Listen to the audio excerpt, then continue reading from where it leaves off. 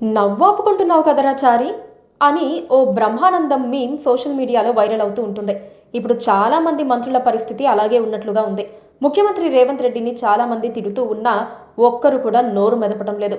BRS నేతలతో పాటు కొత్తగా ఈటెల రాజేందర్ కూడా ముఖ్యమంత్రి రేవంత్ రెడ్డిని లక్ష్యంగా చేసుకుని సూటిపోటి మాటలతో ముప్పేట దాడి చేస్తున్నారు.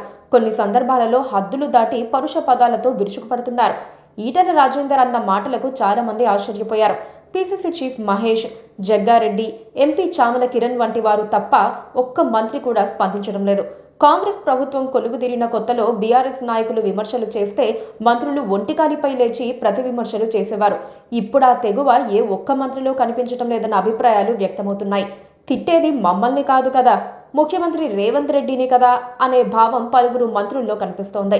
కాంగ్రెస్ వైపు నుంచి ఎదురుదాడి లేకపోవడంతో ముఖ్యమంత్రి సీటుకు గౌరవం ఇస్తూ సున్నితంగా తిట్టే అవకాశం ఉన్నా ఆ పని చేయటం లేదు.